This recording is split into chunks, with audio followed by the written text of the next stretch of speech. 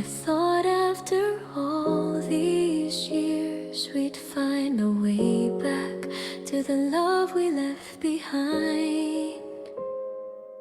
Nagsimula tayo bilang magka-work lang noon, at sa bawat outing ikaw ang hatid sundo ko. Kahit gaano karami ang ininom ko sa isang gabi, sigurado akong makakauwi ako ng ligtas kapag ikaw ang kasama.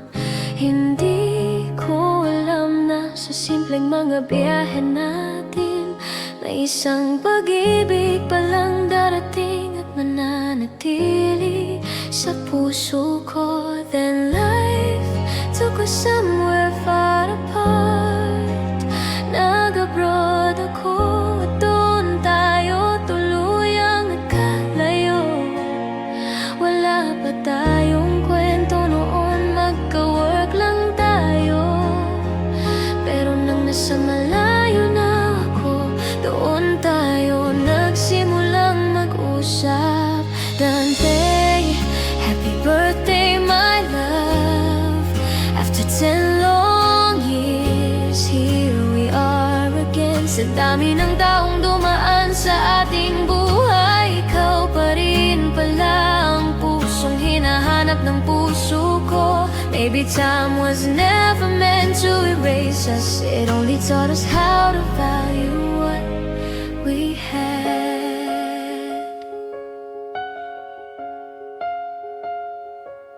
Naaalala ko ang pangarap mong maging si Federer, pero ilang beses kang hindi pumasa sa medical.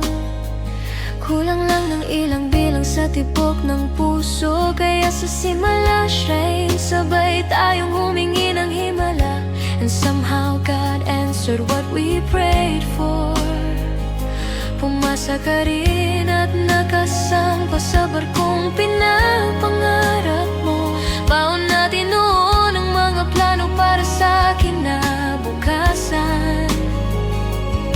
Mga pangarap na akala natin sabay nating tutuparin, pero dumating ang pagkakamaling sumira sa atin. At kahit nasaktan ka, hindi mo ako sinumbatan kailanman. Dante, happy birthday my love.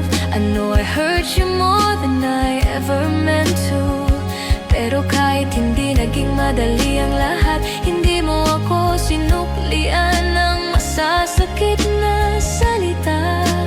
10 years passed, but somehow we found our way. At ngayon masigurado na ako kung sino ang gusto kong makasama.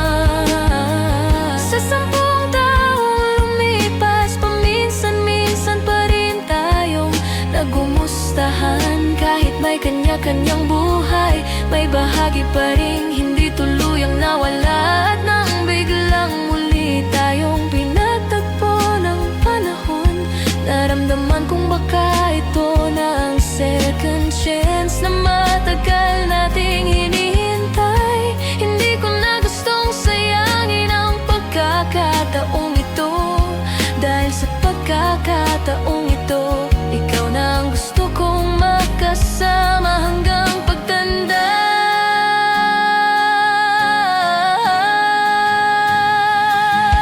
Dante, happy birthday my love. Thank you for finding your way back to me. Sa lahat ng pinagdaanan, sa lahat ng taon na lumipas, mas malinaw na ngayon kung saan gustong umuwi ng puso ko. Hindi ko alam kung bakit kinailangan pa nating magkalayo, pero ngayon ikaw ang pipiliin kong makasama hanggang dulo.